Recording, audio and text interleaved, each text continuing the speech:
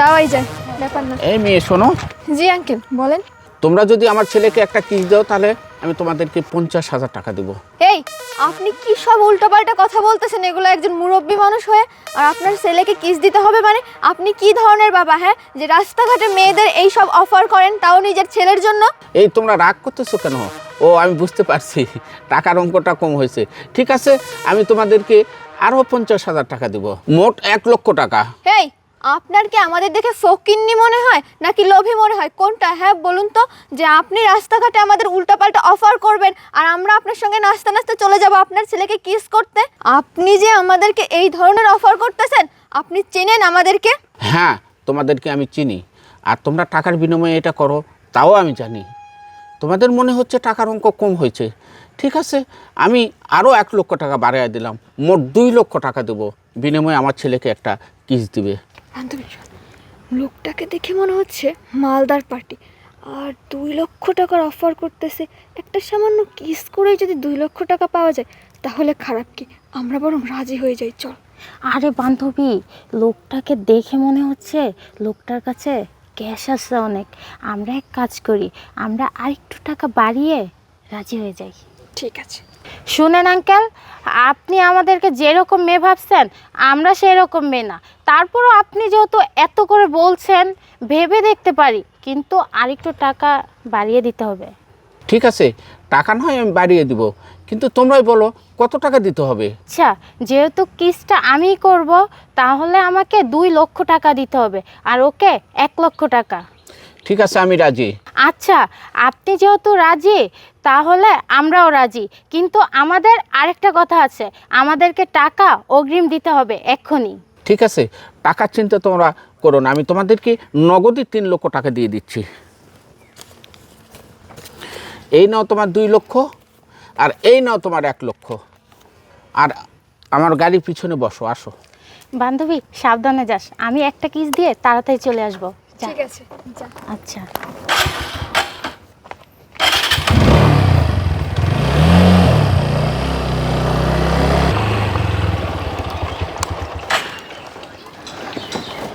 আরে আঙ্কেল, বাসাটা তো অনেক সুন্দর, এটাই আপনার বাসা? হ্যাঁ, এটাই আমার বাসা। ঠিক আছে, চলো আমার সঙ্গে। আচ্ছা।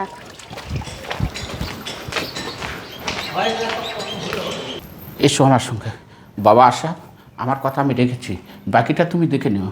মা তুমি থাকো, আমি গেলাম।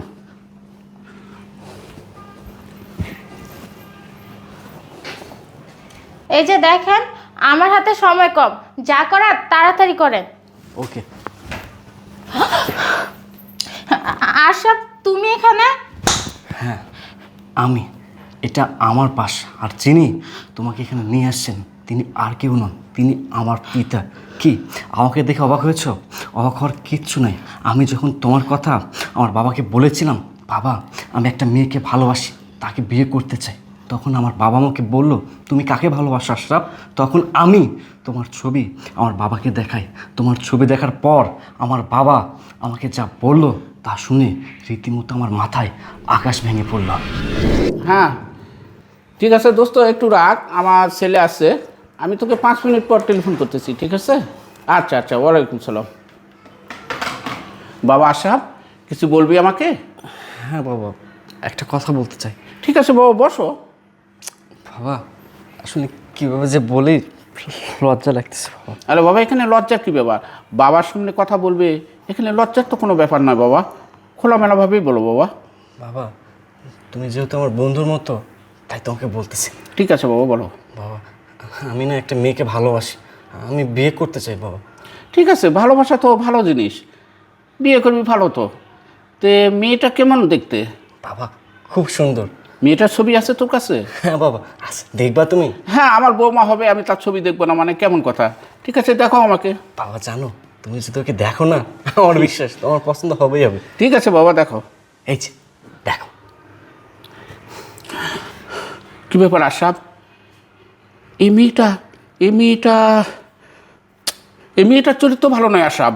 বাবা তুমি সব কি বলতেছো? তুমি ওকে চিনলে কিভাবে? হ্যাঁ বাবা, একে আমি চিনি, এই মেয়েটা চরিত্র একদম বাজে চরিত্র বাবা। তুমি এত শিওর হয়ে কীভাবে বলতেছো বাবা? আমি ওকে খুব ভালো করে চিনি, 2 বছর ধরে আমরা প্রেম করতেছি। তাছাড়া আমি ওকে অনেক কাছে থেকে দেখেছি বাবা। বাবা তুমি ছেলে মানুষ তো, তুমি এই মেয়েটাকে সুন্দর বলে তোমাকে খুব সুন্দর লাগছে, কিন্তু আসলে এই মেয়েটার চরিত্র ভালো নয়। একে আমি ভালোভাবে চিনি বাবা। বাবা তোমার কাছে কেমন প্রমাণ আছে যে রূপার চরিত্র ভালো না? তাহলে শুনবি বাবা? তাহলে শোনো। ঠিক আছে বাবা, আর তুই যদি প্রমাণ চাস 1 ঘন্টার মধ্যে আমি প্রমাণ এনে দিব। আচ্ছা ঠিক আছে, তুমি যেটা ভালো মনে করো তাই করো। ঠিক আছে, তুমি তোমার বেডরুমে বসো, আমি এনে দিচ্ছি বাবা প্রমাণ। আচ্ছা শুনলে, এই ছিল কাহিনী। আমি তোমার জন্য আমি আমার বাবার সাথে রাগারাগি করছি, কারণ আমি তোমাকে ভালোবাসি, অন্ধের মতো বিশ্বাস করি।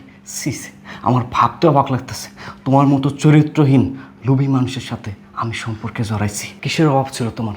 ভালোবাসার কী অভাব ছিল? টাকা পয়সার কী অভাব ছিল? রিলেশনে থাকা অবস্থায় তুমি আমার কাছে যখন যেটা চাইছো সেটাই তোমার সামনে হাজির করে দিছি। দামি দামি রেস্টুরেন্টে ডিনার করাইছি, লাঞ্চ করাইছি, লং ড্রাইভে নিয়ে গেছি, দামি দামি গিফট দিছি। শুধুমাত্র তোমার কাছে একটাই আমার চাওয়া ছিল, সেটা হচ্ছে তোমার প্রকৃত ভালোবাসা।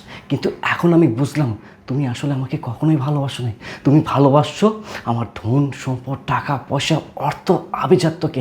একটা মানুষ কতটা নিচে নামলে সামান্য কিছু টাকা লোভে নোংরাম করতে আমারই পাশে চলে আসছে, আর সেই মানুষটাকে কিনা আমি দিনের পর দিন ভালোবেসে গেছি, বিশ্বাস করে গেছি।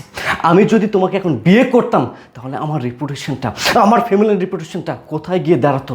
একটাবার কি ভেবে দেখেছো? অনেক হয়েছে। আর না, এত কিছু দেখার পর আমার পক্ষে আর তোমার সাথে সম্পর্ক রাখা সম্ভব না। আমি তোমাকে কোনোদিনও সন্দেহ করিনি, আমি তোমাকে কোনোদিনও সন্দেহ করতামই না, বাট সুন্দর করতে বাধ্য করছো তুমি। আজকে যদি আমার বাবা আমার চোখটা না খুলে দিত তাহলে আমার ভালোবাসা তো নষ্ট হতোই হতো, আমার ফ্যামিলির রেপুটেশনটা নষ্ট হয়ে যেত। আল্লাহ যা করে না মঙ্গলের জন্যই করেন। শোনো, আজকের পর থেকে তোমার সাথে আমার কোনো সম্পর্ক নেই। প্রেমের যে সম্পর্ক ছিল সেটাও ভেঙে দিচ্ছি। আজকের পর থেকে তুমি আমার সাথে কোনো রকম চেষ্টা করবে না কন্ট্যাক্ট করার। যাও, বের হয়ে যাও, আমার বাসা থেকে বের হয়ে যাও। আশরাফ, আমি এতদিন ভুল পথে চলেছি, তুমি আমাকে ভালো হওয়ার একটা সুযোগ দাও। আমি কথা দিচ্ছি আমি আর কোনোদিন এরকম জঘন্য কাজে জড়াবো না। চুপ, একদম চুপ। নাটক করার চেষ্টা করবে না। তুমি যে অভিনয় করো সেটা আমি তোমাকে দেখে বুঝতে পেরেছি, আর অভিনয় করার চেষ্টা করো না। শোনো, কি বললা তুমি? শুধরে যাবে না, কুকুরের লেজ কখনো সোজা হয় না। ভালোই ভালো বলতেছি, যাও, বের হয়ে যাও, যাও বলতেছি।